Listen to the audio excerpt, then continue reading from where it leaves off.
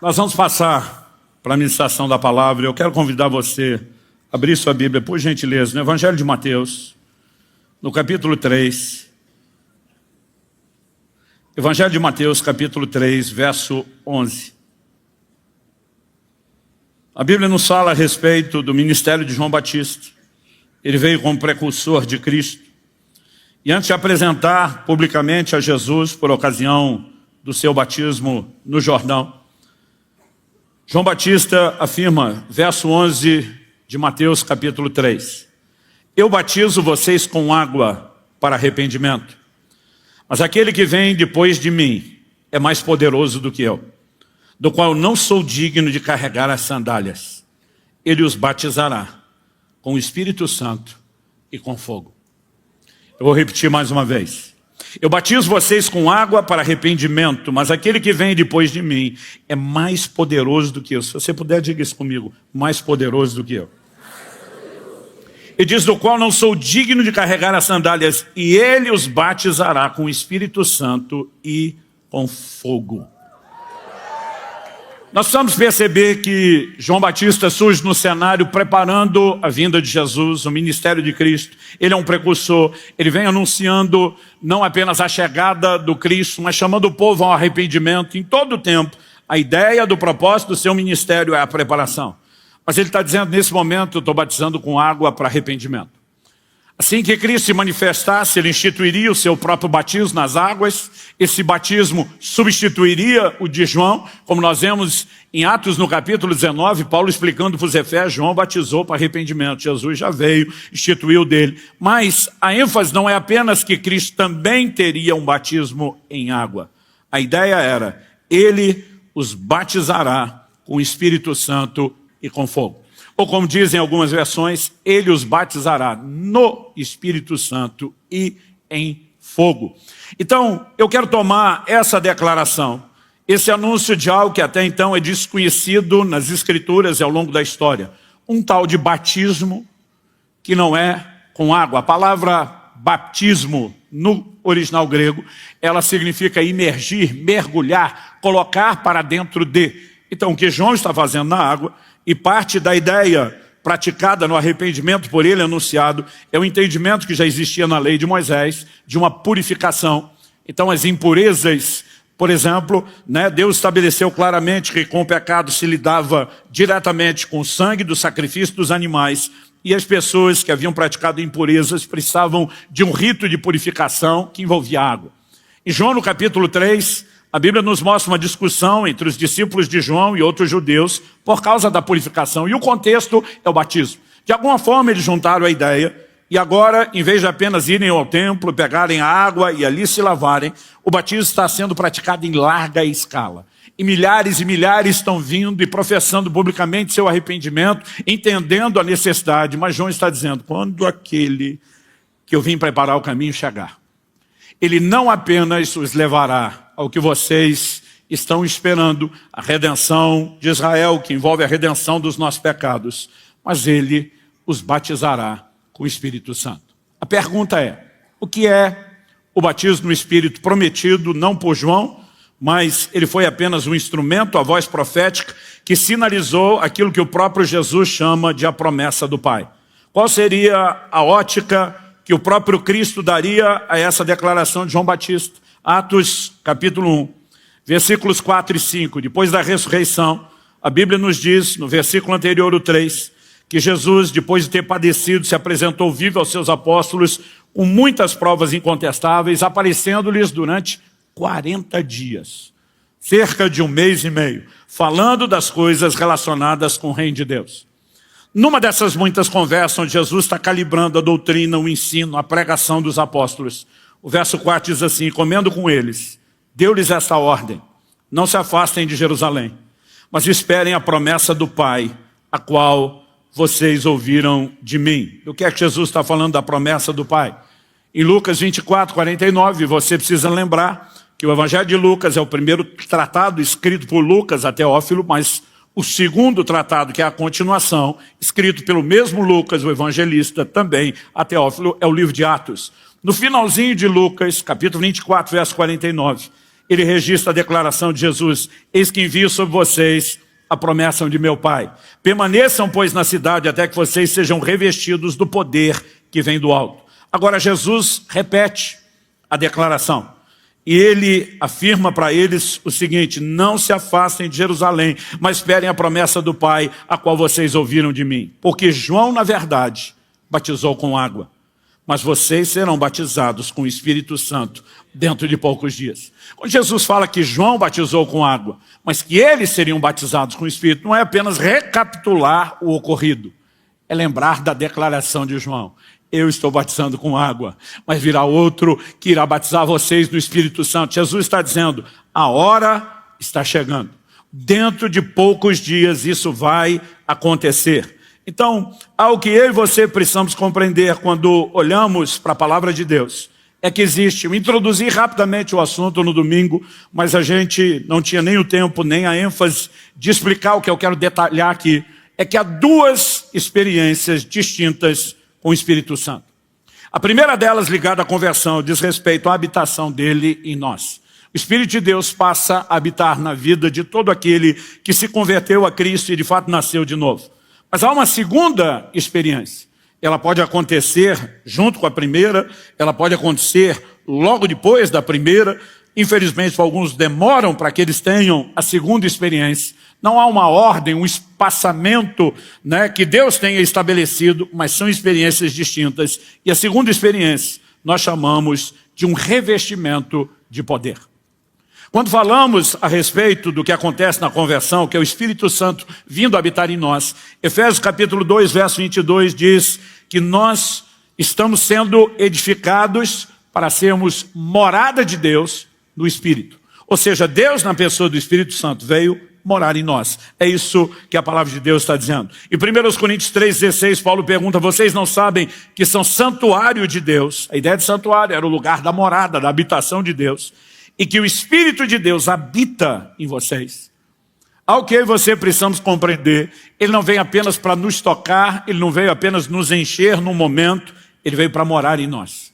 E esse é o grande diferencial. Porque no Antigo Testamento as pessoas já eram cheias do Espírito, elas experimentavam poder, a maioria dos dons já se manifestavam, a unção fluía, existia espaço para o sobrenatural, mas ninguém tinha o Espírito de Deus habitando dentro de si. Essa é uma manifestação exclusiva da nova aliança. E Paulo em Romanos capítulo 8, verso 9 diz: vocês porém não estão na carne, mas no Espírito, se de fato o Espírito de Deus habita em vocês. E se alguém não tem o Espírito de Cristo, esse tal não é dele. Em outras palavras, o que eu e você precisamos compreender é que o que a palavra de Deus relaciona com o ser de Cristo e pertencer a Cristo é ter o Espírito Santo. Em 1 de João, no capítulo 4, no verso 13, a Bíblia diz: nisto reconhecemos que ele permanece em nós, nós nele, pelo fato de que ele nos deu o seu Espírito. Então o Espírito Santo habitando no cristão é uma experiência que começa com a conversão, é incontestável. No entanto, o batismo no Espírito, do qual Jesus está falando, é apresentado como uma necessidade a quem já se converteu e já tem a morada do Espírito Santo, a habitação do Espírito Santo dentro dele. É muito importante que a gente faça essa distinção, né? Porque você pode olhar o próprio Jesus, João capítulo 20, verso 22, depois da ressurreição. Até porque antes Jesus consumar sua obra na cruz, que envolve a morte e a ressurreição, ninguém nascia de novo. Agora, depois da ressurreição, João 20, 22 diz que Jesus aparece aos discípulos, sopra sobre eles e diz: recebam o Espírito Santo. É para esse grupo que ele já disse, depois de ressuscitado, recebam o Espírito Santo, que ele está dizendo: vocês não vão a lugar nenhum, não se ausentem de Jerusalém, até que vocês sejam batizados com o Espírito Santo. Jesus está tratando da ideia de receber o Espírito como algo que acontece imediatamente após a ressurreição. Ele sopra e diz: recebam. Ele não está dizendo que vocês vão receber em algum outro momento. Ele está dizendo: é agora, eu estou liberando sobre vocês. E a partir desse momento, os apóstolos têm o que ele tinha prometido. Ele diz: o Espírito habita convosco, mas estará dentro de vós. Mas para esse grupo que agora passou a ter o Espírito Santo dentro deles, ele está dizendo: mas vai ter outra experiência. E vocês vão experimentar o batismo do Espírito Santo. Essa ideia, além do que estamos falando da declaração de Jesus, ela vai sendo repetida ao longo das Escrituras. Atos capítulo 8 nos mostra que quando Filipe está pregando o evangelho em Samaria, muita gente está sendo salvo. Eles estão respondendo ao evangelho, estão se convertendo. A evidência disso é que estão sendo batizados nas águas, professando publicamente sua fé. Mas em Atos 8, de 14 a 16, a Bíblia diz que quando Jerusalém ouviu que Samaria tinha recebido a palavra de Deus, enviaram para lá os apóstolos Pedro e João. Qual era a missão dos dois? A Bíblia diz, orar com eles. Porque o texto diz que eles tinham sido batizados em nome do Senhor Jesus, mas que sobre nenhum deles havia ainda descido o Espírito Santo. Se você seguir a lógica no momento da conversão e do novo nascimento, eles já passaram a ser morada de Deus. Significa que quando eles vêm para impor as mãos, e a Bíblia está dizendo sobre nenhum deles veio ainda o Espírito Santo, ela está sinalizando uma segunda experiência. No domingo, enquanto falávamos sobre o selo do Espírito, eu citei que muita gente fala de Efésios capítulo 1, verso 13. Nele, a expressão nele em Cristo, vocês também, depois que ouviram a palavra da verdade, o evangelho da salvação, tendo nele também crido, fostes selados com o Espírito Santo da promessa. A gente apresentou a ideia aqui de que o selo é mais do que uma experiência cronológica na conversão, no batismo no Espírito. Ele envolve algo maior, mas indiscutivelmente começa com o recebimento da pessoa do Espírito que vem habitar em nós. E quando ele vem, o texto diz, depois que ouviram a palavra da verdade, o evangelho da salvação, e tendo nele crido, vocês receberam, porque é exatamente nesse momento que ele vem habitar em nós. Mas para esses cristãos lá de Samaria que já tinham recebido, agora os apóstolos vêm pôr as mãos. A pergunta que Paulo faz em Atos 19, alguns se intitulavam discípulos. Vocês já receberam o Espírito Santo quando creram? Nos mostra o quê? Que se eles simplesmente só acreditassem, todo mundo converteu, automaticamente já tem tudo, não haveria necessidade de fazer uma pergunta se alguém passou ou não pela experiência. Agora, como a Bíblia não se contradiz, nós entendemos que ela não está falando algo contraditório sobre a mesma experiência, mas ela está mostrando aspectos distintos da ação do Espírito que envolvem experiências que também eu chamaria de igualmente distintas. Então, olhando para as Escrituras, eu e você precisamos fazer essa distinção. Uma outra coisa que não pode deixar de ser colocada na mesa quando discutimos o assunto, é que em Lucas, no capítulo 11, no verso 13, Jesus diz, olha, se vocês são maus, sabem dar boas coisas aos seus filhos, quanto mais o Pai Celeste dará o Espírito Santo aos que lhe o pedirem. Se receber o Espírito Santo, é só essa primeira experiência da morada de Deus em nós, e ela é automática na conversão, ninguém precisa pedir o Espírito Santo, seria desnecessário pedir. Agora, se Jesus está falando de receber algo do Pai quando pedimos, então ele não está falando de algo automático. E eu não estou dizendo que naquela experiência inicial a gente não receba, mas estou dizendo que no mínimo nós vamos perceber que deve ter alguma outra coisa a ser buscada e pedida. Eu mencionei anteriormente, vou citar aqui, Gálatas capítulo 3, verso 2. Paulo pergunta, quero apenas saber isso. Vocês receberam o Espírito pelas obras da lei ou pela pregação da fé? Obviamente, nós sabemos que quando o próprio Evangelho é pregado e há uma resposta de fé e gera um novo nascimento, isso traz a habitação do Espírito. Mas Paulo está falando de manifestações do poder de Deus. No verso 5 ele diz, aquele que lhes concede o Espírito e opera milagres entre vocês, ele o faz pelas obras da lei ou pela pregação da fé. Então, seja pedindo em oração, como Jesus fez, ou correspondendo à palavra pregada, é necessário fé. Fé específica para essa experiência com o Espírito Santo. Então, o ponto de partida, eu acredito, precisa ser reconhecer que existem experiências distintas com o Espírito Santo. Nós precisamos dessa compreensão. O Espírito Santo normalmente nos leva a Cristo e nos coloca em Jesus. Quando, na primeira série da mensagem, falando sobre o ministério do Espírito, nós falamos que o Espírito Santo participa da obra do arrependimento, ele participa da própria operação da fé, ele está presente no novo nascimento. Mas em 1 Coríntios, no capítulo 12, no verso 13, a Bíblia diz assim, pois em um só Espírito, todos nós fomos batizados em um só corpo, quer judeus, quer gregos, quer escravos, quer livres. Aqui ele não está falando de batismo nas águas, ele está falando de batismo no corpo. Aliás, toda a ideia desenvolvida a partir desse versículo Ele vai falar do corpo, dos membros do corpo. Toda a ideia é o corpo. Ele não está falando de batismo nas águas. Agora, ele não está dizendo que o corpo de Jesus é algo líquido e alguém pode ser mergulhado no corpo. A ideia da palavra batismo, além de mergulhar, imergir, também é colocar para dentro de. Significa que, por meio de toda a ação do Espírito Santo, na qual temos a responsabilidade de interagir, arrependimento, fé, novo nascimento, é o Espírito Santo quem nos coloca em Jesus, no corpo de Cristo, como parte da igreja. É Ele que nos introduz nessa experiência. Mas tão logo Ele nos traz a Jesus, o que é que Jesus vai fazer? João Batista diz, depois vocês vierem a Ele, Jesus, Ele vos batizará no Espírito Santo. Agora Jesus diz, agora é minha vez. Eu pego você e mergulho você dentro do Espírito Santo. E aí nós podemos pegar a ideia do rio, que nós trabalhamos aqui, né, apresentando esse entendimento e esse conceito, e o que nós percebemos, assim como o Espírito Santo nos leva a Jesus, conversão, o momento onde Ele passará a habitar em nós, Jesus diz agora, eu pego vocês e afundo vocês nas águas do Espírito. Para quê? Para que haja agora um revestimento de poder. São experiências claramente distintas e eu e você precisamos reconhecer isso. Então, Jesus fala a respeito de receberem um Espírito, mas depois Ele diz, vocês serão batizados no Espírito Santo. E Ele diz assim, dentro de poucos dias. 10 dias depois de Jesus falar isso, nós temos o dia de Pentecostes. Como sabemos, foi 10 dias depois. Porque Pentecostes, a palavra Pentecostes significa 50, acontecia 50 dias depois da Páscoa. A Bíblia diz que Jesus ficou com eles por espaço de 40 dias, foi assunto aos céus, e a Bíblia diz, ao cumprir-se o dia de Pentecostes. Então, a conta é muito fácil de fazer. 10 dias depois dele ter sido assunto aos céus. A Bíblia diz, Atos capítulo 2, verso 4, e todos ficaram cheios do Espírito Santo e começaram a falar em outras línguas, segundo o Espírito lhes concedia que falassem. O que é que acontece com eles? Todos ficaram cheios do Espírito Santo.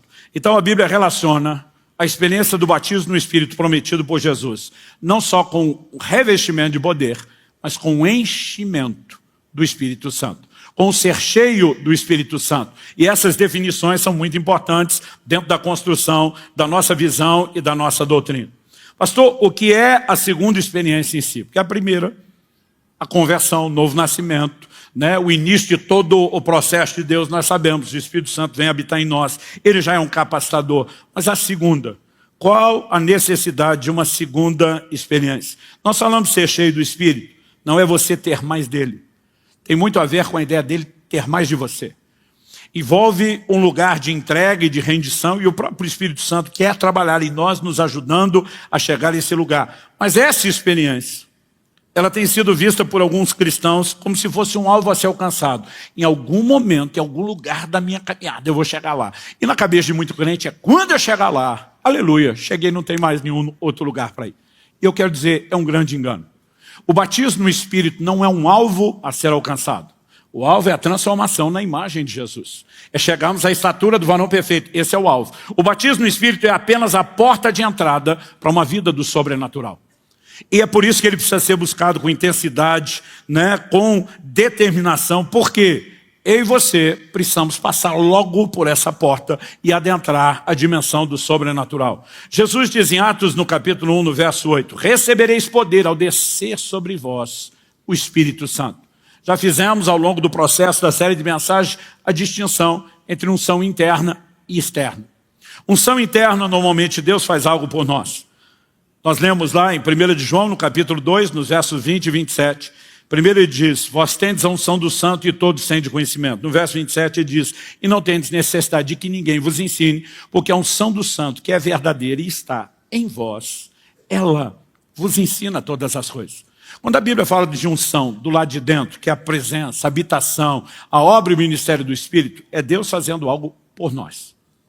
Mas quando a Bíblia fala de unção do lado de fora, externo, recebereis poder ao descer sobre vós o Espírito.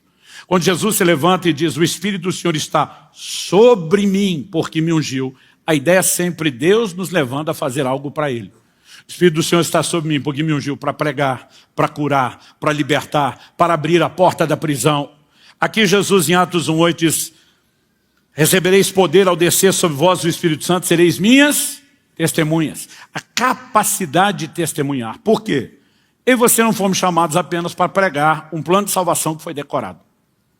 Não significa que a gente não deva ter um entendimento do que é o plano de redenção e nem de que a gente não deva ter inteligência em como comunicar isso de maneira que faça sentido.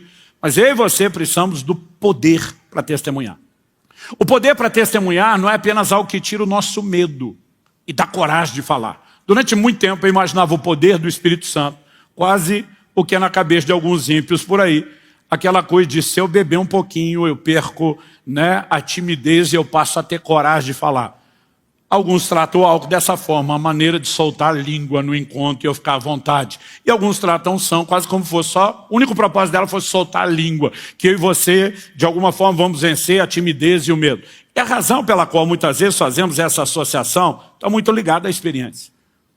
Gente, eu posso dizer o seguinte, eu não tive um encontro marcante, extraordinário com Cristo, como muitos de vocês tiveram. Porque eu ainda era criança quando entendi o plano de salvação. E eu decidi entregar minha vida a Ele, sujeitar a minha vida a Ele. Eu não tinha aquelas experiências com o pecado, com coisas horríveis. Mas eu me lembro que até o começo da adolescência era muito difícil viver o Evangelho. Porque eu estava tentando viver isso no esforço humano. E na minha concepção era difícil. Eu iria descobrir depois que é impossível você viver o Evangelho pela força da sua dedicação. Mas aos 15 anos de idade, depois de uma longa busca, eu fui batizado no Espírito Santo. E se há um divisor de águas na minha vida, algo que de fato eu posso olhar e dizer, a diferença é gigantesca entre o antes e depois, é justamente a partir do batismo no Espírito Santo. Antes, ler a Bíblia era uma obrigação, eu não via como um privilégio. De repente, depois da experiência com o Espírito Santo, a palavra de Deus se tornou atrativa. Ela se tornou diferente, ela se tornou saborosa. Antes, orar era só na hora do aperto, no desespero, pedir algum tipo de livramento. E de repente, a vida de oração começa a ser um lugar agradável de permanecer, e permanecer por muito tempo. Sabe, eu não diferente de vocês, quando comecei a orar, não tinha muito assunto, não tinha muita coisa para falar. O duro, quando eu queria gastar tempo, eu ficava repetindo as mesmas coisas. E elas não duravam muito, daqui a pouco eu estava repetindo, parecia ser muito sem graça. Eu lembro do dia que eu descobri que eu tinha pego o gosto da oração. Foi extraordinário para mim, péssimo para a turma. Porque nós estávamos num grupo de amigos orando, e a gente deu as mãos. E justamente porque nessa época ninguém tinha muita coisa para orar, cada um ia fazendo a sua oração. E a gente estava lá na nossa vigília particular, na casa de um dos do grupo, né, de mãos dadas orando, e chegou minha vez de orar, e eu orei, e eu pensei, deve ter dado de 10 a 15 minutos, porque eu achei que eu orei, foi muito. E quando eu terminei de orar, o do lado não começou, e eu chacoalhei a mão dele, ele não falava nada, eu abri o olho, ele estava me olhando torto, feio, todo mundo me olhando torto, feio, eu falei, o que foi? Os caras disseram, você viu que oração? Falei, não, disseram, olha o relógio. Eu tinha orado por mais de 1 hora, só aquela passadinha, e eu estava esperando a volta para começar de novo. De repente você começa a ver, peraí, o que é que está mudando? Mas uma das primeiras coisas que eu descobri, antes eu tinha vergonha de dizer que eu era crente. E se alguém descobrisse, porque eu era do SSC, que é o Serviço Secreto Cristão, é aquele que se mantém a identidade totalmente secreta. E quando alguém descobria que eu era crente, eu tinha tanta vergonha quando descobria que eu já ia me explicando. Mas eu não sou da igreja de fulano. A igreja de fulano era um lado da escola, que era aquela do regime do Talibã mesmo, né? Que todo mundo falava mal, esculhambava, tirava onda, eu dizia, não sou daquela. Tipo assim, eu sou de uma versãozinha mais cool, mais legal. Mas eu morria de vergonha. Gente, quando eu fui batizado no Espírito, antes do batismo no Espírito, quando ia para a igreja, eu escondia a Bíblia.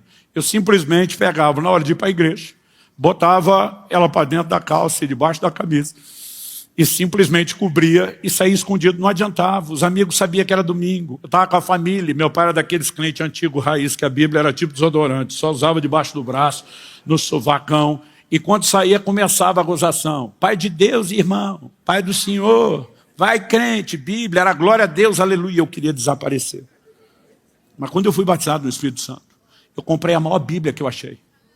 Eu queria mostrar para todo mundo que era crente, e não era só para pegar no domingo, na hora de ir para o culto. Eu levava ela para o trabalho, levava para a escola. Meu pai implicava comigo, dizia, você nem vai ter tempo de ler no trabalho. Eu falei, mas vai ficar em cima da mesa para todo mundo ver que eu sou crente. O que é que muda? Uma das coisas que eu vi desaparecer é que aquele medo e a vergonha foi embora. Antes, se eu tentava falar de Jesus para alguém, minhas pernas tremiam feito vara verde. Eu tinha a sensação, alguma coisa vai me dar um infarto fulminante, eu não vou continuar isso. Era um desespero. Depois que eu fui cheio do Espírito Santo, eu enlouqueci. E o pior, eu comecei a andar com um bando de doido, que falava de Jesus o tempo todo. Eu lembro de uma reunião de oração que a gente tinha numa casa. Todo dia, quando começava a reunião de oração, o telefone começava a tocar, era engano. O resto da semana não tocava o telefone, muito menos engano na casa da pessoa, porque nós perguntamos. Um deles falou, isso é o Satanás, querendo atrapalhar nós. Mas nós é que vamos atrapalhar o Satanás. Aí a hora que o telefone tocou, ele, alô, pois não. É da casa de fulano, não, não é não. Desculpa, foi engano. Engano coisa nenhuma. A providência divina fez seu telefonema cair aqui, para que você soubesse que Jesus Cristo é Senhor, morreu por você. Gente, depois de uns 3 telefonemas desses, nunca mais deu engano. E eu andava com essa turma. Uma vez subiu no balcão da companhia aérea, voo atrasado, cancelado, aquele fuzuê no aeroporto, ninguém explica nada. O cara levantou e falou, eu tenho uma explicação para dar do cancelamento do voo. Todo mundo veio correndo. Ele falou, não é a versão oficial, não é da companhia, eu sou um passageiro como vocês. E ele aproveitou para pregar o evangelho. Deus queria que vocês tivessem a oportunidade de escapar do inferno, porque pregação de antigamente tinha esse negócio de dizer assim, olha, só sua vida vai melhorar quase que sem Jesus. Ele dizia, ou você bota ele para dentro ou tu tá lascado. E não bastasse a experiência que eu tive, ainda tinha esses doidos para dar corda do lado. Então eu comecei a pensar, o revestimento de poder, da autoridade para falar. Mas é mais do que isso. Ele te dá autoridade e poder para viver. O que é uma testemunha? Testemunha é alguém que viu ou ouviu alguma coisa. Eu e você, diferente daqueles 12, não tivemos o privilégio de estar perto com Jesus, de poder levantar com Pedro e dizer, somos testemunhas da sua ressurreição, porque vimos ele morrer e depois ele aparecer ressuscitado. A grande maioria de nós nunca viu Jesus. Como é que nós vamos dizer que somos testemunhas da sua ressurreição? Quando pelo poder do seu Espírito, ele começa a agir de forma sobrenatural na minha e na sua vida. As evidências de que ele está vivo se manifestam. Um dia eu tive uma conversa franca e honesta com um ateu não hostil. Porque assim, tem uns que não dá para conversar, e tem uns que a conversa até vai. E aí eu fui brincar com ele, eu falei, meu amigo, eu queria ter a fé que você tem. Ele falou, como é que é? Eu não tenho fé. Eu falei, claro que tem fé. É muito mais difícil de crer no que você crê do que crer no que eu creio. E ele, como assim? Eu comecei a conversar com ele, eu falei, cara, uma coisa é você dizer que é um agnóstico, que não tem conhecimento de Deus, se ele existe, não sabe onde está. A outra é você querer garantir que ele não existe. Você garantir que ele não existe, talvez você seja Deus, pelo menos no meu conceito. Cara, como é que é? Eu falei, ele pode não estar aqui no Brasil. O que garante que ele não está lá na China? E mesmo se você for procurar lá na China, o que garante? Enquanto você foi para a China, ele não foi dar uma voltinha no deserto do Saara e que depois ele não acabou indo para outro canto da Ásia. Então você não só tem que ter a capacidade de procurá-lo em todos os lugares. Falei, além de que ele pode não estar nesse planeta, mas está em outro. Então você não só tem que ter a capacidade de procurá-lo em todos os lugares, mas de vasculhar todos os lugares ao mesmo tempo, para garantir que ele não está em lugar nenhum. E se você consegue vasculhar todos os lugares ao mesmo tempo, você é Deus. Ou seja, para garantir que ele não é, você deve ser no lugar dele. Não dá para não crer que ele não existe. O cara falou, nunca pensei desse jeito. Falei, pois deveria. Falei, tua fé é maior do que a minha. Ele deu corda, deu espaço, falou, agora, olha, deixa eu te falar algo. Eu não quero discutir se a Bíblia é ou não é a palavra de Deus, não ainda. Para mim ela é, mas não quero botar isso na discussão. Falei, deixa eu te contar algumas coisas. Eu falei, eu tive essa situação na minha coluna, fui desenganado pelo ortopedista aqui da cidade, fulano de tal, CRM e tal, e pode anotar o telefone dele se você quiser perguntar. E eu não sei se o cara ia perguntar, mas ele anotou o telefone. Falei, meu filho é considerado chamado por um médico que não professa a mesma fé que eu, de um menino milagre, porque era para ele estar morto no dia do parto, porque aconteceu isso, isso e isso. E o médico e a equipe dele até hoje fala isso. Pega o nome, te dou o CRM e o telefone. Ele anotou. Falei, minha esposa passou por essa experiência. Chegou uma hora e falou, tudo isso que você está falando é verdade. Falei, é. Ele falou, e eu posso conferir? Falei, claro. Ele falou, amigo, vou falar uma coisa para você. Se isso acontecesse comigo, ele falou assim, que eu cria. Quando a Bíblia diz que nós vamos ser testemunhas, não é apenas ter coragem para falar de algo que é difícil de acreditar, é você ter provas. Esse poder entra em operação na sua vida, você começa a viver o sobrenatural. E o que eu e você precisamos entender é que Jesus está dizendo, eu não quero só o meu Espírito habitando em você, garantindo sua salvação. Eu quero colocar você numa vitrine, eu quero te dar poder e autoridade para pregar o Evangelho, para viver de uma forma que seja inspiradora. Pastor, então todo mundo vai ser salvo? Não, não foi nem com Jesus, vai ser comigo, com você. Mas muito mais gente vai ser, se eu e você formos testemunhas que manifestem o poder, do que seria se a gente só pregasse um discurso. Quem está entendendo? Então, precisamos compreender o que é experiência. Em essência, a segunda experiência, o batismo no Espírito, é um revestimento de poder. E ele começa com a porta de entrada. Uma experiência inicial, que é a porta de entrada para um mundo crescente, progressível, inimaginável do sobrenatural. Pastor, como nós recebemos a experiência? Olhando para as Escrituras, eu vejo pelo menos 3 formas. Eu não estou dizendo que Deus não possa fazer algo diferente, mas pelo menos 3 ele deixou registrado para mim e para você saber. A primeira eu chamo de oração e busca. E foi o que aconteceu comigo. O Senhor Jesus diz, ninguém sai de Jerusalém, não vá a lugar nenhum, até que do alto sejam revestidos de poder. Quando você lê Atos capítulo 1, verso 14, você percebe que enquanto eles estavam esperando, de acordo com aquilo que foram orientados, instruídos por Jesus, a palavra de Deus diz assim, todos esses, primeiro vai dar o nome dos apóstolos, incluindo Matias, o substituto de Judas. A Bíblia diz, todos estes perseveravam unânimes em oração, com as mulheres, com Maria, mãe de Jesus, e com os irmãos dele. Ou seja, eles agora estão simplesmente esperando, orando, buscando a Deus, orando, esperando. Jesus falou, dentro de poucos dias, não falou quanto tempo. A Bíblia não dá detalhes. Outro dia alguém falou, será que eles ficaram 10 dias trancados sem sair da sala? Eu falei, eu acho um pouco difícil. A necessidade de alimento, de necessidade fisiológica, de todo o resto. Mas, por pelo menos 10 dias, eles estão perseverando unânimes em oração. Eu fico aborrecido quando um crente ora 5 minutos, não recebe, Deus não deve ter isso para mim. Eu digo, dava com muita fome, pelo jeito, para desistir tão depressa. Oração e busca. Outro dia alguém falou, pastor, por quanto tempo eu tenho que buscar? Eu digo, até chegar lá. Simples assim. Então, a pessoa pode estar lá, ela e Deus, orando, buscando. Em algum momento, a coisa vai acontecer, como aconteceu no dia de Pentecostes com aquele grupo. Mas, há momentos onde a gente pode reconhecer não só o que houve no dia de Pentecostes. O dia de Pentecostes foi um resultado, pelo menos para aquele grupo, da oração e da busca. Então a gente pode dizer, houve um derramar do Espírito. É lindo quando você está num ambiente, um derramar do Espírito.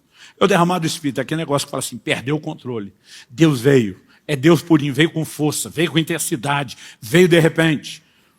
Eu me lembro de uma reunião onde tivemos, e foi algo para mim, talvez, o mais parecido com o que a gente lê no dia de Pentecostes até hoje.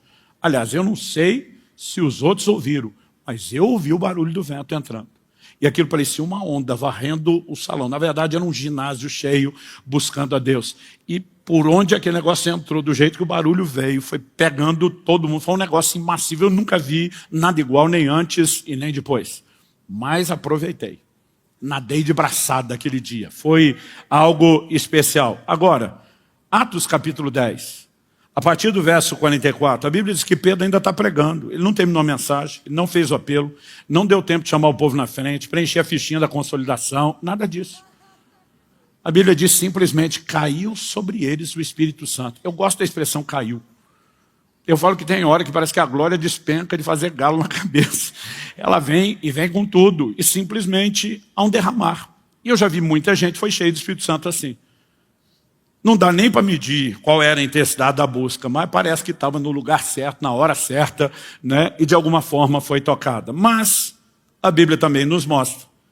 Em Atos, no capítulo 8, dos versos 14 a 16, que eu mencionei, Pedro e João impondo as mãos. Aliás, a Bíblia diz que Simão, o mais converteu, está de olho. E a Bíblia diz que ele viu que pelas mãos deles era comunicado o Espírito Santo, as pessoas recebiam.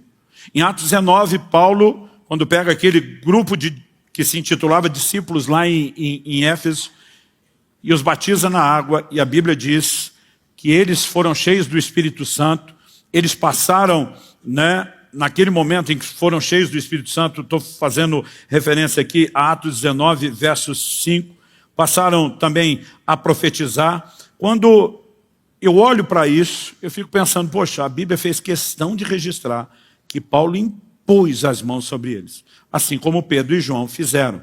Então, nós temos oração e busca. Um indivíduo está lá sozinho e diz, eu e Deus, eu estou nessa.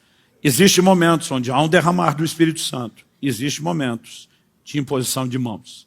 É por isso que eu disse que ainda que nós vamos ter uma oração geral, crendo num derramar, nós também vamos ter imposição de mãos.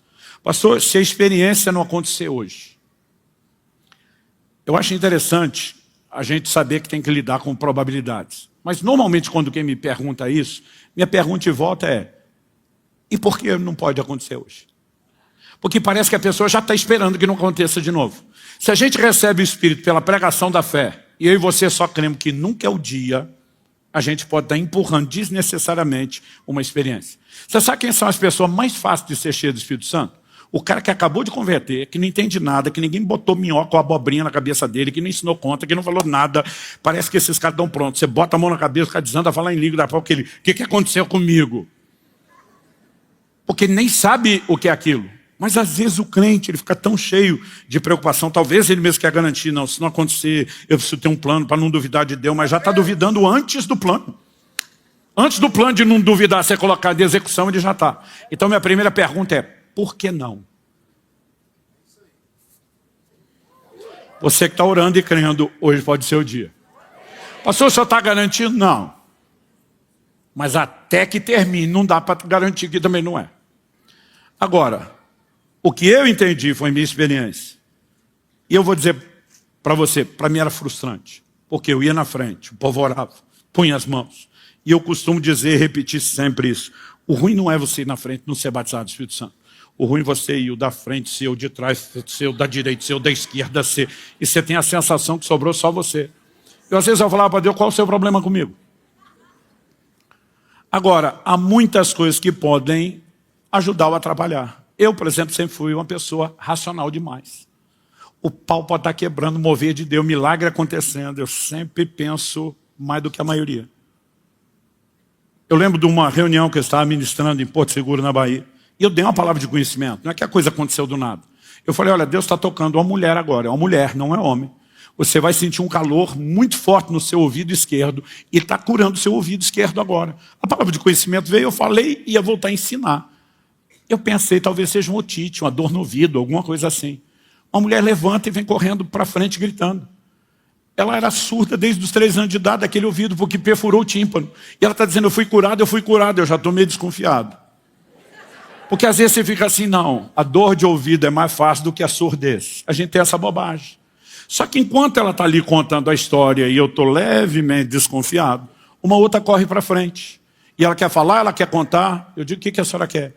Ela falou assim: eu era quase que totalmente surda. Os aparelhos auditivos já não funcionavam mais. Quando eu vi ela dando testemunho, eu falei: se a senhora era surda, como é que eu vi? Ela falou: moço, leitura labial. Eu: desculpa. Continua. Ela falou: quando ela falou que Jesus curou, eu falei: se está aqui curando surdo, eu também quero, e meu ouvido abriu. Eu falei: ok, só um pouquinho. Alguém conhece essa mulher, pode me provar que ela era mesmo surda? O pastor dá um puxão na minha camisa por trás e diz: é minha irmã, cara, pode deixar ela falar. Aí eu olho e falo assim: parece que tem.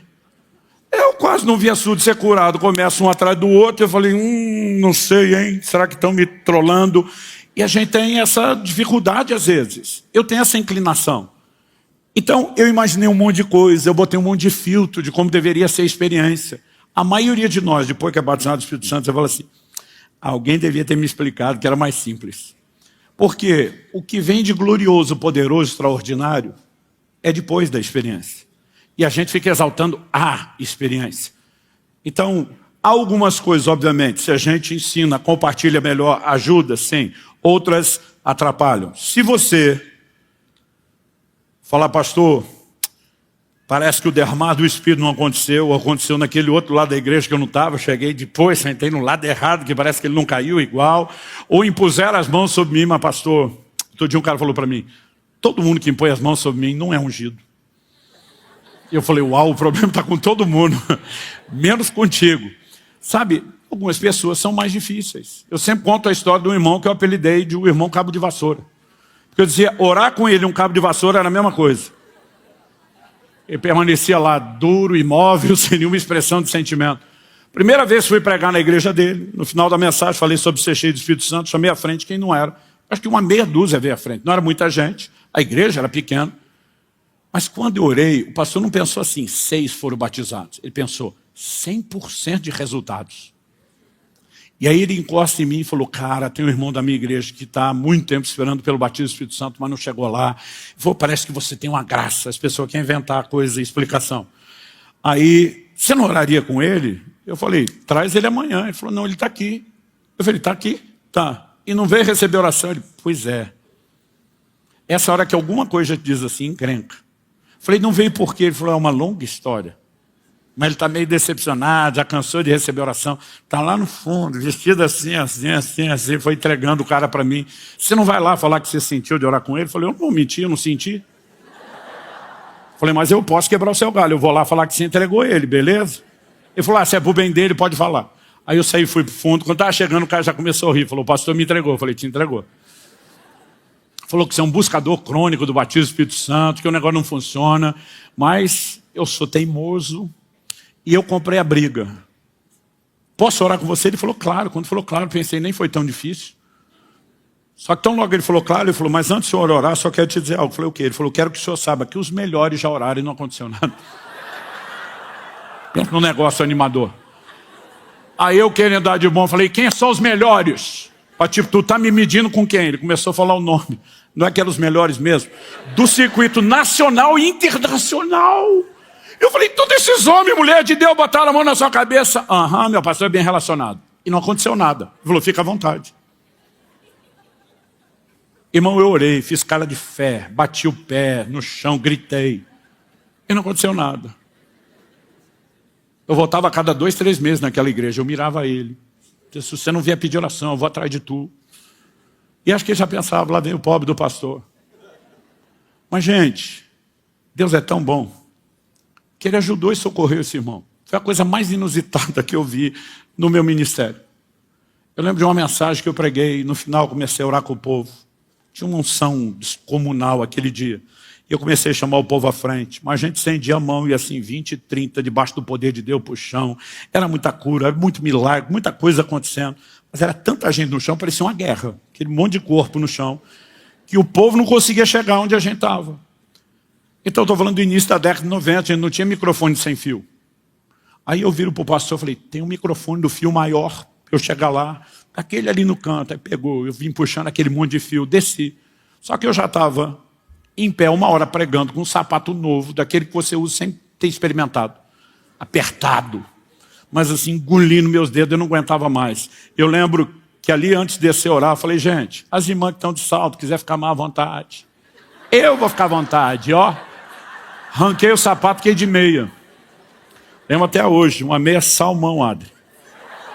Rosa não, salmão. E aí eu desci. Quando desci, o que eu não sabia é que aquele microfone estava sem fio terra. O que eu não sabia é que esse negócio dá choque de verdade. O que eu não sabia é que enquanto eu estava com o sapato, eu estava aterrado. Mas quando eu tirei e desci, ainda tinha o carpete. Eu continuava isolado. Não aterrado, isolado. Mas eu fui passando por cima do povo, para chegar onde os outros não podiam chegar. E o carpete acabou. E quando eu pisei de meia naquele chão de cimento, fora do carpete, pensa no choque. Um choque de dar um soco assim no braço. E eu já estava indo com a mão para orar com o primeiro que estava na frente. Quem? O irmão Cabo de Vassoura. A hora que eu pisei, levei choque, não deu tempo de pensar, fazer nada. Eu toquei. Quando toquei na testa dele, fechou o curto nele. Sério, estou falando diante de Deus. Ouvi o barulho, o estalo. Ele deu um pulo para trás, regalou os olhos, ergueu as mãos. Desandou falar em línguas. Fim do culto. A igreja inteira fez uma fila para cumprimentar ele. Antigamente, eu não sei de onde que nós tiramos isso, mas antigamente, quando alguém era curado, revelado, batizado no Espírito Santo, a gente ia dar os parabéns. Eu não sei de onde tinha isso, mas acontecia. Aí a fila inteira de gente, os irmãos da igreja, para dar os parabéns. Eu no fim da fila, esperando chegar a minha vez e tal. Quando faltam uns 2, 3 para chegar, eu já estou perto, o suficiente para ouvir. Ele fala, bom, eu fui o único que não caí hoje. Mas eu lembro quando o pastor falou, alguns vão sentir como eletricidade. Quando ele falou, e eu lembrei do barulho, eu falei, não foi coisa da minha cabeça. Gente, comecei a rir, que eu não aguentava ficar na fila, não aguentava esperar a minha vez, não aguentava falar com ele. E eu saí, fui falar com o pastor. O pastor falou, o que você está rindo? Falei, você ouviu o testemunho do fulano? Falou que recebeu uma descarga elétrica. Falei, pois é.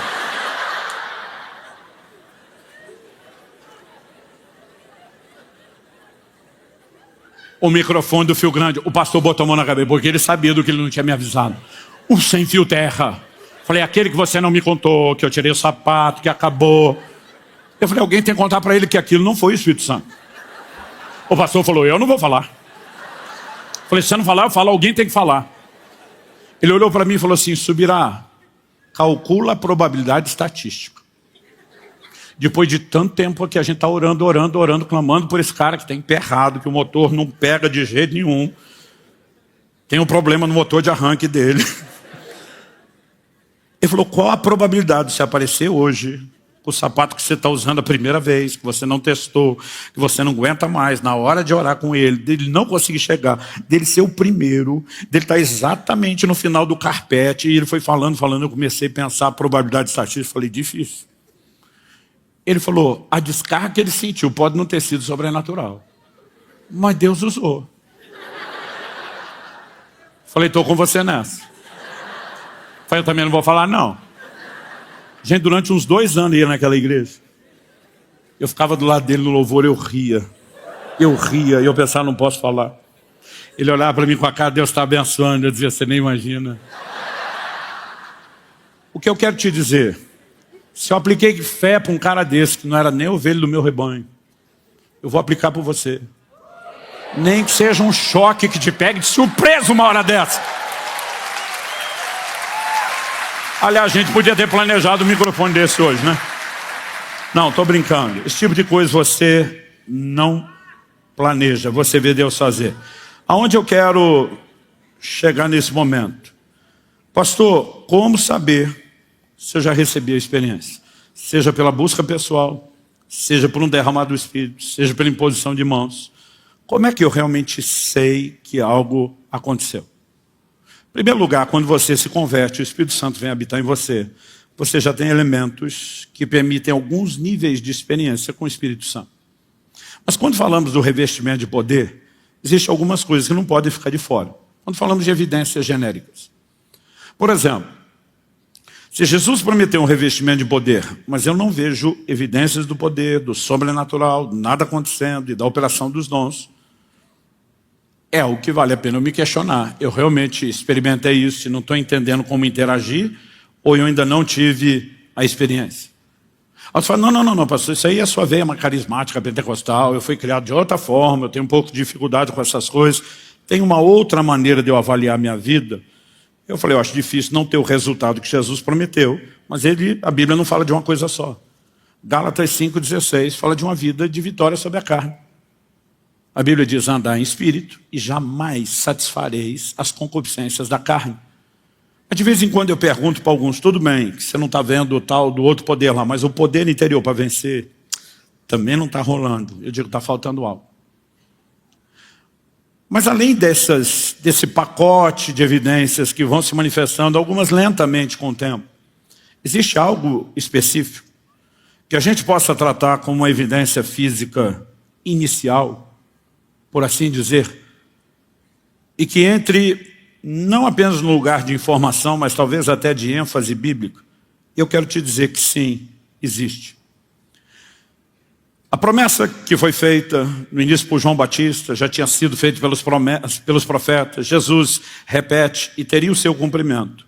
Ela tem o registro em Atos no capítulo 2, no dia de Pentecostes. Mas isso é uma de 5 experiências mencionadas no livro de Atos. Outro dia eu fui falar a respeito das experiências e uma pessoa falou, o livro de Atos não serve para teologia sistemática e sistematização da doutrina. Eu falei, como é que é? Ele é parte da escritura ou não é? Porque se não é, ele não serve para nada. Se é, ele serve para tudo.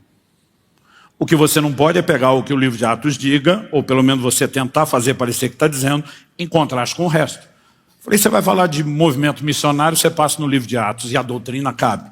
Na hora que eu toco no Espírito Santo, que é o assunto que você não gosta, não vale mais. Nós temos um registro bíblico. E tudo quanto foi escrito para nosso ensino foi escrito. Nós temos 5 experiências narradas no livro de Atos, sobre gente sendo cheia do Espírito. 3 delas são descrições, 2 delas são menções. Qual a diferença entre menção e descrição? É que descrição tem mais detalhes. Então, por exemplo, alguém pode dizer, na terça-feira à noite, do dia 19 de setembro, o pastor Luciano Subirá estava ministrando naquela reunião especial. É uma menção. Ou alguém pode dizer, ele chegou antes do horário do culto e ficou surpreso com a igreja cheia de gente, já estava orando, buscando a Deus. Ele ficou impressionado com o que estava acontecendo. Ele estava numa pilha desse. E aí você pode entrar no lugar de descrição. Não é só contar uma coisa rápida e superficial, mas você dá detalhes. Então, dessas 5, 3 são descrições, 2 são menções. E eu e você precisamos entender que a Bíblia nos mostra a repetição de um padrão. Aliás, o apóstolo Pedro, numa das experiências, ele observa a repetição do que ele chama de padrão. Atos 10, de 44 a 47, diz assim: enquanto Pedro falava essas palavras, o Espírito Santo caiu sobre todos os que ouviam a mensagem. E os fiéis que eram da circuncisão, que tinham vindo com Pedro, admiraram-se, porque também sobre os gentios foi derramado o dom do Espírito Santo. Pois eles os ouviam falando em línguas e engrandecendo a Deus. Outra versão diz magnificando a Deus. Então Pedro disse: será que alguém poderia recusar a água e impedir que sejam batizados esses que, assim como nós, receberam o Espírito Santo? E aí ele vai dar ordem a partir do verso 48, vão batizar todo mundo. O evangelho finalmente chegou aos gentios. Mas quando ele volta para Jerusalém, Atos 11 mostra que o povo, incluindo apóstolos, presbíteros, mas em especial o partido dos fariseus, o povo está esperando ele com o pedro nas mãos. A confusão está armada. Você entrou em casa de gentios, comeu com eles, porque de acordo com os ritos da lei mosaica do Antigo Testamento, um judeu não podia relacionar com o gentio. Eles não estão entendendo ainda as mudanças, as reformas que viriam, a confusão está instalada. Mas Atos 11, de 15 a 17, nós temos o final do discurso de Pedro, que vai apaziguar todo mundo. Ele diz assim: quando comecei a falar, Atos 11, de 15 a 17, o Espírito Santo caiu sobre eles, como também sobre nós, no princípio. Você pode repetir isso comigo? Diga, como também sobre nós, no princípio. Só mais uma vez, como também sobre nós, no princípio. Agora é o que ele diz: então me lembrei da palavra do Senhor, que ele está falando de Jesus, quando disse: João, na verdade, batizou com água, mas vocês serão batizados com o Espírito Santo. A mesma promessa servia para eles. Ele diz: lembrei que isso é para todo mundo que vai converter. E aí ele diz o seguinte: pois se Deus deu a eles o mesmo dom que tinha dado a nós quando cremos no Senhor Jesus, quem era eu para que pudesse resistir a Deus? E todo mundo se apazigou, glorificou a Deus, amém, aleluia. Então é isso, o evangelho não é só para os judeus, também é para os gentios, mas o que Pedro identifica? A repetição de um padrão. Caiu sobre eles, como também sobre nós no princípio. Quando você vai avaliar as experiências, eu falei que 3 delas são descrições e 2 são menções. Vamos começar com as descrições. Atos 2. Ao cumprir-se o dia de Pentecostes, de 1 a 4, estavam todos reunidos no mesmo lugar. De repente veio do céu um som como de um vento impetuoso, encheu toda a casa onde estavam assentados. Apareceram distribuídas entre eles línguas como que de fogo, as quais pousaram sobre cada um deles. Todos ficaram cheios do Espírito Santo e começaram a falar em outras línguas, segundo o Espírito lhes concedia que falasse. Veio do céu um som como de um vento impetuoso. Encheu a casa, estava sentada. Apareceram distribuídas entre eles línguas como que de fogo, as quais pousaram sobre cada um deles. Deixa eu explicar algo para você. O tempo todo tem gente que me para, não só em fim de culto, de reunião, às vezes aeroporto, restaurante: pastor, ora por mim. Eu digo: pelo que você quer que eu... Quero que o senhor ore por transferência do seu dom. Eu costumo olhar para as pessoas e dizer: gente, eu creio em transferência. A transferência é o que não depende de nós. Paulo fala para Timóteo não ser negligente com o dom que ele recebeu, mediante imposição de mãos do presbitério e profecia. O dom só foi transferido por um direcionamento profético do Espírito Santo, que distribui os dons conforme lhe apraz. Ele é a fonte, é ele que decide. Se ele falar para mim: ora por fulano e põe as mãos e reparte, a gente obedece ele porque ele que faz. Isso não significa que eu possa sair escolhendo para quem que eu quero dar. Aí eu tenho que explicar para as pessoas, dizer: presta atenção, sua fonte não sou eu, sua fonte é o Senhor. Eu gosto de pegar esse texto, porque uma vez eu pedi oração para um homem de Deus, eu falei: bota a mão em mim, parte um pouco do que é seu. Ele falou: no dia de Pentecostes foi visto uma chama de fogo sobre cada um. Ele falou: presta atenção, você tem sua própria chama, você não precisa da minha. E disse, se Deus quiser misturar na sua um pouco da minha, Ele que faça. Mas você não precisa preocupar com isso. Deus tem uma experiência para cada um de nós. Cada um teve a sua chama de fogo naquele dia. E tem uma disponível para você. Amém?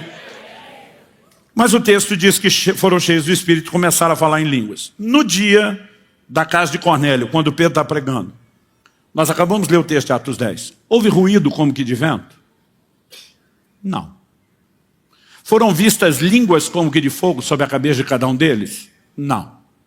Mas a Bíblia diz que quando eles foram cheios do Espírito, eles não só falaram em línguas, mas magnificavam, engrandeciam a Deus. Do dia de Pentecostes, a gente não vê explicitamente o magnificar ou engrandecer a Deus, apesar que alguns que os ouviram na sua língua, os ouviam falar da grandeza de Deus. A gente pode tentar fazer uma associação para alguns. Mas você não tem tudo igual. Aqui tem ruído como que de vento, línguas como de fogo. Aqui tem o magnificar a Deus, que ali parece que não teve. Qual é o ponto comum? E passaram a falar em outras línguas, conforme o Espírito Santo concedia que falasse. Atos 19, a terceira descrição. A primeira é Atos 2, a segunda é Atos 10, na casa de Cornélio. Terceira descrição. Eles, tendo ouvido isso, foram batizados em nome do Senhor Jesus, e quando Paulo lhes impôs as mãos, o Espírito Santo veio sobre eles. E tanto falavam em línguas, como profetizavam. Teve ruído como que de vento? Não. Teve línguas como que de fogo? Também não. Magnificaram a Deus? Também não. Mas a pergunta é em Atos 2 e Atos 10. A Bíblia diz que profetizaram. Você pegar alguns que falou na língua do outro, você pode dizer, mas não está claro. Em Atos 2, e nem que a experiência foi para todo mundo. E Atos 10 não fala absolutamente nada sobre profecia. Qual o ponto comum? A Bíblia diz, tanto falavam em línguas como profetizavam. Nas três descrições de experiência. O único ponto comum, que a gente chama de uma evidência física inicial, é o falar em línguas. Uma manifestação exclusiva do Novo Testamento, anunciada por Jesus. Agora nós temos duas menções. Outro dia alguém falou, Atos 8, lá em Samaria, não diz que falou em língua. Eu falei, nem diz que não falou. Só não descreve o que aconteceu. É uma menção. Agora, o texto que é a menção e não é descrição, não tem detalhes, diz que Simão viu que pelas mãos dos apóstolos era comunicado o Espírito Santo. Se o Espírito Santo não é visível, o que é que Simão viu? Simão não viu o Espírito sendo transferido, o enchimento acontecendo. Simão viu evidências, porque quando ele vem, existem evidências que são físicas. Então, a prova é de que tem evidência. Outro dia um falou, podia ser a alegria da pessoa. Eu falei, o texto diz que já havia grande alegria enquanto ele estava sendo batizado. Tem que ter alguma coisa diferente do que já tinha, para ele entender que foi naquela hora. Atos capítulo 9. Ananias chega para Paulo e diz, Saulo, irmão, o Senhor que te apareceu no caminho por onde você veio, me mandou para impor as mãos sobre você, para acontecer duas coisas. Primeiro, que você volte a ver. Segundo, que você seja cheio do Espírito Santo. A Bíblia diz, levantando-se, Paulo foi batizado. O povo fica discutindo se o batismo foi onde, se tinha tanque, se não tinha tanque na casa de Ananias. Eu falo, gente, a primeira coisa que vocês tinham que levar em consideração é o contexto. Ele está dizendo, eu vim para que você volte a ver, seja batizado. Impõe a mão, ele volta a ver, levanta e seja cheio do Espírito. Levanta e é batizado. Para mim, a Bíblia está falando do batismo no Espírito Santo. Alguém diz, mas não diz que ele falou em línguas. Mas em 1 Coríntios 14, 18, ele diz, eu dou graças a Deus, porque eu falo mais em línguas do que todos vós. Então, apesar do texto não dizer que falou, não diz que ele não falou no dia, mas mostra que ele falava depois e ensinava os outros a importância. Quando você olha para essas 5 passagens bíblicas, em 3, nós temos a repetição de um padrão observado por Pedro. Em 2, nós temos deduções de uma evidência física inicial. Atos 8 não é claro o que era, mas em Atos 9, aquele que não é claro, nós sabemos que tinha a manifestação. Isso me leva a crer e afirmar que a manifestação do falar em línguas é uma evidência física inicial do batismo no Espírito Santo. Agora, o crente que teve essa experiência não é melhor do que o que não teve. Outro dia alguém falou, pastor, eu não entendo o que é cair debaixo do poder de Deus. Ele falou, qual o lucro disso? Eu falei, não, acho que não tem muito não. Ele falou, como assim? Eu falei, meu querido, imagina que você pega um copo, uma xícara, bota lá no chão, E aí você pega um balde enorme de água e joga tudo de uma vez. O que vai acontecer com o copo? Ele não aguenta e cai. Me parece que naquele momento a gente só está provando a fragilidade do copo. Provavelmente ele nem vai levantar cheio. Aí ele falou, ah, é? Eu falei, é. Você achou que quem cair era melhor, né? Por isso que alguns se jogam. Ele sente que ele está sendo olhado, vigiado, todo mundo vai achar que eu que sou carnal. Outro dia alguém falou, pastor, tem gente que o senhor ora que cai, que o senhor não acredita? Eu falei, a maioria. Um dia um cara ímpio estava na minha frente, chegou na reunião e falou, pastor, desculpa, hein? Eu vi esse negócio, as pessoas foram curadas, que eu sabia do problema, aquilo parece que foi de verdade mesmo, mas esse negócio da turma caiu, eu não acredito nisso não. Eu falei, não. Ele falou, não. Eu falei, quer experimentar? Ele falou, eu nem sou crente. Eu falei, não tem problema. Só quero que você saiba que funciona. Ele falou, então, acho que nós podemos tentar. E eu só falei, Jesus, o homem é ruim, o coração dele é duro, mas que ele nunca diga que não funciona. Dá só uma triscada na testa dele. O cara de quase 2 metros da torre, blum, no chão, levantou. Meu Deus, o negócio é de verdade. Para mim aquilo foi só um sinal. Sabe, a gente tem mania de espiritualizar o que não precisa. Alguém vai dizer que porque a pessoa caiu é mais sensível, aquele era o pior de todos. Aliás, já vi uns caras ser curados que eu falava, Jesus, está errado. Tinha uns crentes melhor na fila, esperando, merecendo. A gente ter essa ideia boba. Preste atenção em algo. Falar em línguas não faz ninguém melhor, a menos que ele entenda o que é. É uma ferramenta para ser usada. 1 Coríntios 14, 4. Por isso que eu falei, nós temos que ver a experiência como a porta de entrada para uma nova dimensão de um sobrenatural que é crescente. O falar em línguas é uma ferramenta. Paulo diz que o que fala em línguas edifica-se a si mesmo. É uma ferramenta de edificação. Agora, para essa ferramenta funcionar, você tem que usar. Anos atrás, décadas atrás, alguém me deu de presente uma bicicleta ergométrica. Lembra disso? Por que você acha que me deram?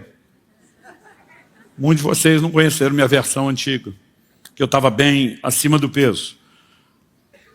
Passei exatos 127 quilos. Quando ele me deu de presente a bicicleta ergométrica. Uns meses depois encontrei esse cara na rua. E como a melhor defesa é o ataque, fui para cima primeiro. Falei, presentinho sem vergonha aquele que você me deu. Ele, o que foi? Falei, você acha que eu não sei por que você me deu aquele presente? Você queria que eu emagrecesse. Pastor, pelo seu bem e tal. Falei, não precisa se explicar. Falei, mas aquilo não funciona. Eu não perdi 1 quilo com aquela desgraça.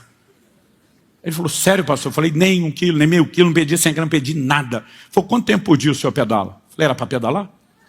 Foi porque eu estou usando de cabideiro lá para minhas roupas. Tá? Ele olhou, começou a rir, falou, pastor, não vai perder nunca, tem que usar. Eu falei, poxa, você podia ter instruído.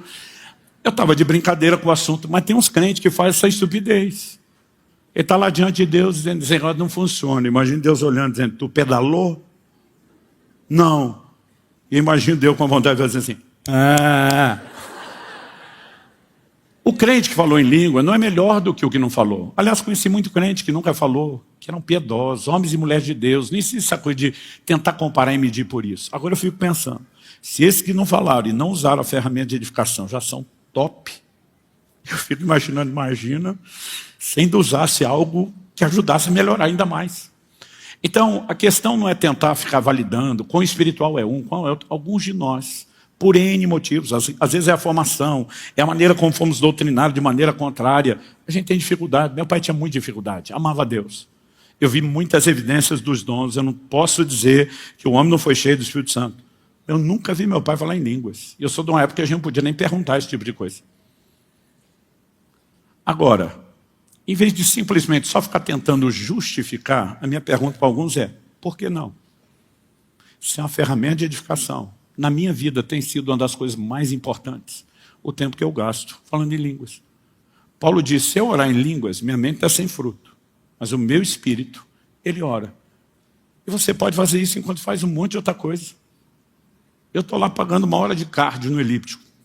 Louvor, adoração, comendo. Dele orar em línguas. Muitas vezes estou na estrada, dirigindo. Domingo, terminei aqui o 4º culto, entrei com aquele no carro. Vamos para São Paulo, foi uma viagem de última hora, não dá para fazer de avião. Eu aproveito momentos como esse para orar e para orar tudo que eu puder. Não precisa ser só aquela hora que você consegue trancar no quarto. É lógico, quando eu estou num ambiente público, às vezes estou num avião, tem gente sentada do lado, se eu orar em línguas altas, eu estou me tirando uma camisa de força. Também não precisa, né, desse tipo de coisa. Mas às vezes estou ali baixinho, resmungando. De vez em quando o cara do lado diz o quê? Não, nada não, senhor, desculpa. Estou pensando aqui meio alto, desculpa, tá? Se o senhor quiser falar outra coisa, a gente conversa, mas até agora não tinha falado nada não. Aí eu volto a orar. E você pode, quanto mais entra nesse lugar, descobrir que tem benefícios extraordinários. Eu não vou falar sobre isso agora, escrevi um livro inteiro sobre falar em línguas, tem um curso inteiro sobre isso, quem quiser, corra atrás depois. O que eu quero é que a gente vá para os finalmente. Vamos orar. Antes de orar, eu quero dar uma instrução, algumas instruções que vão servir para todos. Em primeiro lugar, há uma provisão e uma promessa, uma provisão sobrenatural por conta de uma promessa.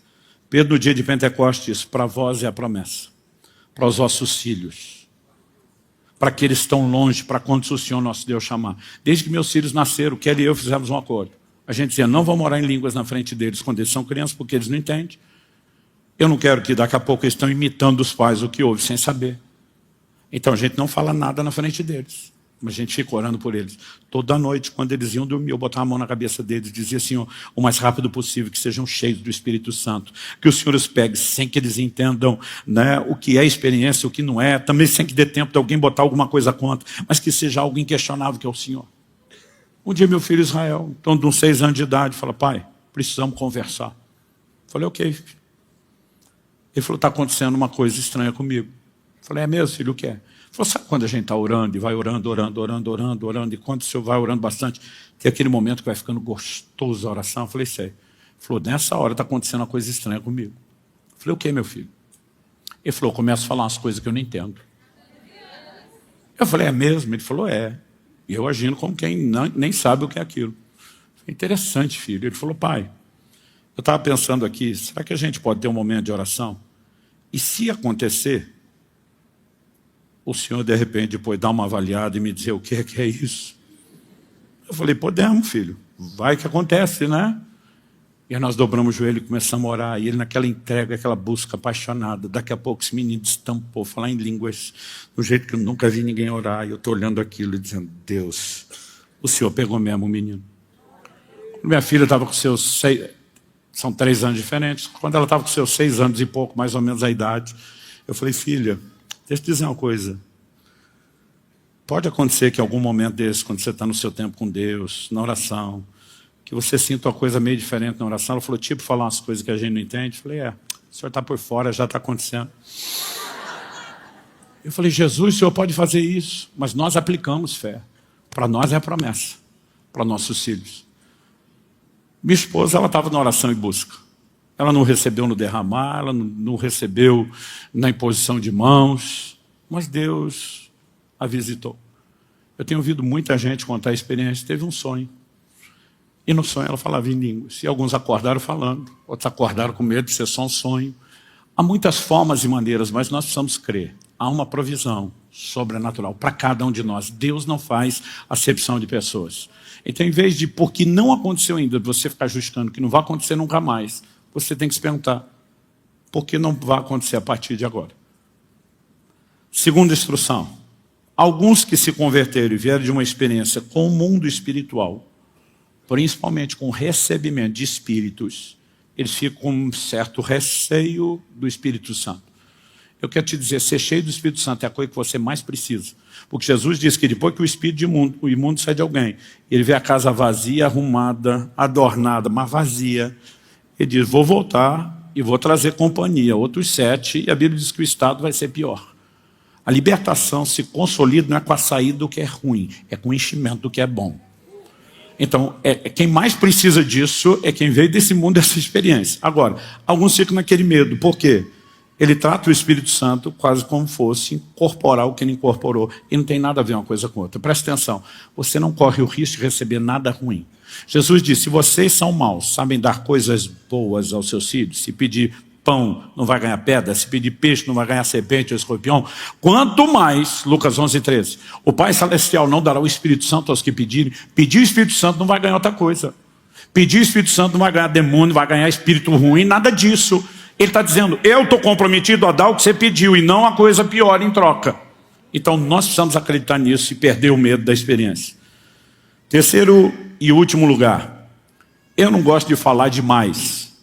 sobre o que é experiência, porque ela pode acontecer de formas tão diferentes. Mas eu fico pensando, quando eu volto lá atrás, na minha época, eu dizia, essa pessoa podia ter ajudado a gente. Alguns tentavam explicar, diziam, olha, não é só o Espírito Santo que faz tudo sozinho, tem sua parte, mas não explicava o que era a nossa parte. Eu lembro de um dia que alguém citou o livro dos Salmos, abre bem tua boca e eu encherei. Eu fiquei com o bocão aberto lá, que chegava a doer o maxilar. E ninguém falou, não, isso é alegórico. A Bíblia diz que quando eles foram cheios do Espírito Santo, eles começaram a falar em línguas, conforme o Espírito Santo concedia que falasse. Durante muito tempo eu acreditei que quem falava em línguas era o Espírito Santo. E a Bíblia não diz isso. São as pessoas cheias que falam. Agora, o que é que a gente fala? Ele concede o que falar. E quando a gente tem a experiência de ser cheio, por mais maravilhosa que seja, gente, eu estava num ambiente de um derramar do Espírito Santo, mas eu vinha no processo de oração e busca. Quando finalmente eu fui cheio do Espírito Santo, eu passei 3 dias, eu posso dizer assim, até 3 noites, porque eu mal queria dormir. Eu não parava de falar em línguas. Eu lembro de uma ocasião que nós estamos passando bandejão lá no evento, a comida era da bandejão, e eu fui pedir para o cara que eu queria um pouquinho mais de alguma coisa. E a hora que eu tentei falar, comecei a falar em línguas, eu chorei, ele chorou, e eu não consegui dizer, não me deu mais comida, eu também não queria mais comer. Foi algo extraordinário. Agora, por mais extraordinário que tenha sido, as pessoas perguntam, pastor, o senhor duvidava daquilo? Eu digo, claro, pensa num negócio que não faz sentido, o que é que eu estou falando? E o pior não é isso. O pior é que às vezes estou ali falando, chorando, mas minha mente pensava, quanto é que foi o jogo ontem? Aí eu dizia, sai da minha cabeça. Aí eu continuava lá, estou aproveitando, daqui a pouco eu pensava numa pizza de frango com catupiry. Aí o diabo vem nessa hora e fala, se isso fosse de Deus, você não estava pensando nessas coisas terrenas. Aí você pensa, acho que não mesmo. Só que a parte boa que eu era um adolescente. E essa é uma época que você é bem inconsequente a dizer, mas tá bom pra caramba. E para mim isso bastava. Por que eu estou dizendo isso? A Bíblia diz que somente está sem fruto. Não é somente que está no comando, não é ela que está no controle. Mas o Espírito concede a fala. Então não é ele que vai falar, ele não pega a sua boca à força, mas ele inspira. Ele simplesmente traz uma linguagem diferente. Mas ela vai fluir por meio de você. Então, não gosto de gente que força demais. Outro dia um falou para mim, não, pastor, é que tem uns que tem problema no motor de arranque, a gente tem que dar o tranco. Falei, eu prefiro não. Se for para dar o tranco, deixa que Deus dê. Que ele dê um choque a alguém, que ele faça alguma coisa que precisa. Mas o que eu quero pedir a você, se encha de uma determinação. Eu tenho uma promessa, é a vontade de Deus para mim. Tenho uma provisão, eu tenho a minha chama. E eu vou buscá-la, eu vou correr atrás dela até que eu receba. Então, para aqueles que chegam na igreja, fazem parte de todo um processo, nós temos de membresia, a gente tem um retiro de integração, onde a gente ora, impõe mãos, e muita gente já se resolve ali no começo. Mas tem alguns que escapam, sobrevivem. Mas às vezes tem aquela mentalidade, não deu, se uma hora dessa acontecer, e nós precisamos perseguir isso com determinação. Não para dizer, finalmente cheguei lá, mas para dizer, passei a porta, agora começa, agora o pau vai quebrar. Vamos ficar em pé para parecer que vai terminar em algum outro momento a partir de agora.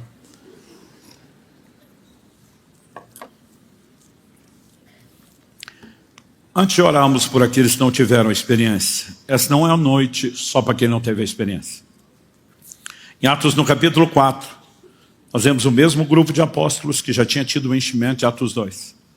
A Bíblia diz que enquanto eles oravam, todos foram cheios do Espírito. Tremeu o lugar onde estavam reunidos. Nós sempre podemos ter novas experiências de enchimento com o Espírito Santo. Particularmente acredito que algumas delas podemos ter experiências que nunca tivemos. Nesse dia não teve ruído como que de vento, não teve línguas como que de fogo, mas a Bíblia diz que o lugar chacoalhou. Só Deus sabe o que pode acontecer comigo e com você. Eu me lembro de um evento que eu vim participar em Curitiba, eu morava no interior. Mas eu sabendo o que ia acontecer, fominha, mas vim. E não vim mirando no homem de Deus que ia ministrar, embora fosse um exemplo, uma inspiração para mim. Eu estava dizendo ao Espírito Santo, eu sei que o Senhor planejou algo especial. E a hora que o Senhor mover, eu estou lá, eu estou na espera. Gente, eu não consigo descrever. Porque eu sempre vivi aquela lembrança extraordinária do primeiro dia. A experiência daquele dia foi tão boa quanto o primeiro. mas um pouco melhor.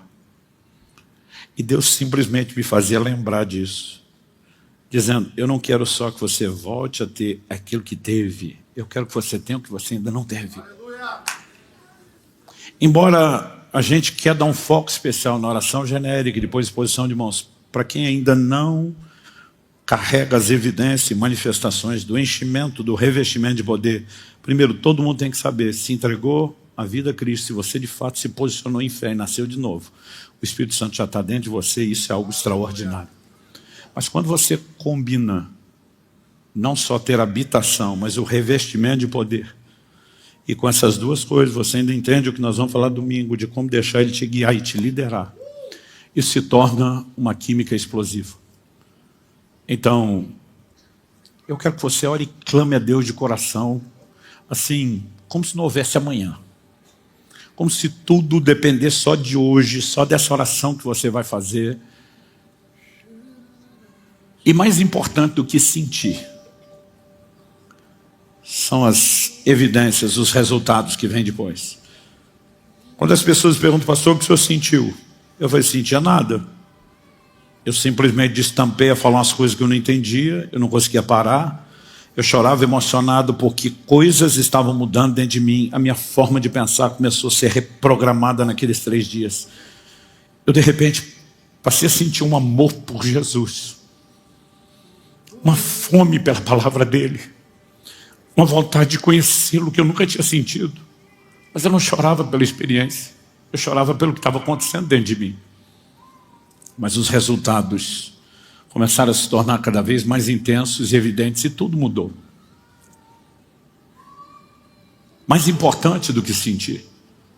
Eu não sei por que quando a gente ora e põe as mãos, tem uns que parece que um raio caiu, o cara apaga debaixo do poder de Deus, não sabe o que aconteceu. Outros não sentem nada. Eu não sei explicar por que não. Aliás, eu sou do time de quem quase nunca sente nada. Mas o mais importante não é o que você vai sentir no momento. É o que vai ser liberado. É o que vai ser desencadeado. Os céus estão abertos, eu diria que o céu está baixinho. A nuvem já está assim, quase encostando na sua cabeça. E eu quero que a gente comece sem ter um tempo específico. A direção de Deus, ore de uma forma geral. E enquanto nós estivermos orando no geral, a gente vai manter essa transmissão. A partir do momento que a gente começar a impor as mãos, nós não vamos continuar a transmissão. E você que está em casa, você pode orar sem transmissão, você também não precisa parar. Mas a gente, no momento em que passar a impor as mãos, nós vamos focar muito mais nos que precisam receber essa oração. E nós vamos precisar da ajuda dos pastores, dos diáconos, de vários dos líderes. A gente vai dar o comando depois. Aqueles que já são cheios, não precisa ficar assistindo a nossa ministração aos outros. Você pode ir bebendo cada vez mais, buscando a Deus. E você, a partir desse momento, faz como você achar melhor. Tem gente que prefere orar em pé, tem gente que prefere orar de joelho, tem gente que quer ficar sentado na cadeira dele, né? Tem gente que critica o outro, aquele religioso sentado, feito uma pedra, duro. E às vezes é o jeito que o cara fica à vontade com Deus. Não tem um modelo. Aliás, Atos 2 diz que o Espírito encheu a casa onde eles estavam sentados. A primeira experiência, o povo estava sentado. Se a gente tentar ser bíblico, tem mais chance de você receber sentado do que de pé. Não, estou brincando, alguns já começaram a sentar. Você fica à vontade. Você pode acompanhar os músicos em adoração, nesse primeiro momento. Porque a Bíblia diz, não vos embriagueis com vinho, mas enchei-vos do Espírito. Como? Falando entre vós com salmos, hinos, cânticos espirituais. Deus habita no meio dos louvores. E quando começamos a adorar, nós nos tornamos suscetíveis, sensíveis. Mas sabe, de repente você pode ser levado por Deus a cantar um cântico novo, completamente diferente do que eles estão cantando. Talvez até uma melodia diferente. E você pode perceber que talvez vai ter um transbordar diferente e profético. Talvez você seja cheio do Espírito Santo e comece a falar em língua sem que ninguém toque em você, sem que nada aconteça. Aproveite, desfrute, esqueça o resto. Não precisa acompanhar a música. Mas nós queremos que a partir desse momento a gente possa apenas se render. Mas eu quero que você ore e clame entendendo. Sua fonte não são as pessoas que vão impor as mãos. Talvez elas sejam canais. A sua fonte é o Senhor Jesus. E Ele é o batizador. O batizador está aqui. E Ele está aqui não apenas para assistir o que vai acontecer, Ele está aqui para tocar. Você que não teve essa experiência, eu quero que você ore e clame como se não houvesse amanhã. Pastor, e se eu não receber hoje? Você preocupa com isso depois. Nós vamos continuar buscando até receber. Mas a pergunta é por que não aqui e agora? Então comece a falar com Deus. Espírito Santo, falamos tudo aquilo que o Senhor nos orientou a falar, ensinar, instruir, provocar a fé. Mas o Senhor não nos trouxe esse lugar apenas para que a gente tivesse mais informações ou alinhamento doutrinário. Nós oramos que agora a palavra proclamada produza a resposta de fé necessária, de forma sobrenatural, vivificada pelo Teu Espírito. Nós oramos que os céus se abram de uma forma especial sobre aqueles que ainda não tiveram essa experiência.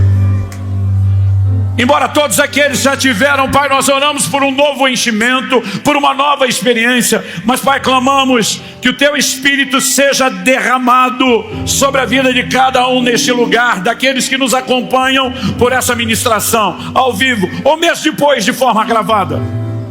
Nós oramos pela manifestação do poder do Espírito Santo. E mais do que a evidência física inicial de falar em outras línguas, nós oramos por uma nova dimensão do sobrenatural. Nós oramos por um revestimento de poder. Nós oramos pela capacidade de vencer a carne, o pecado, o mundo, o diabo de uma forma nunca antes experimentada. Pelo Teu poder. Pelo Teu poder, Espírito Santo. Clamamos por enchimento.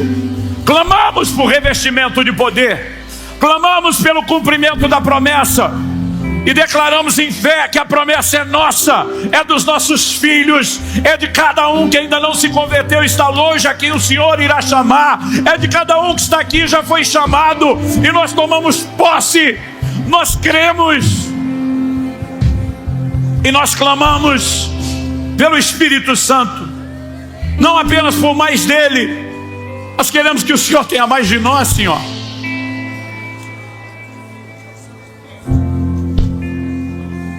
Vem sobre nós.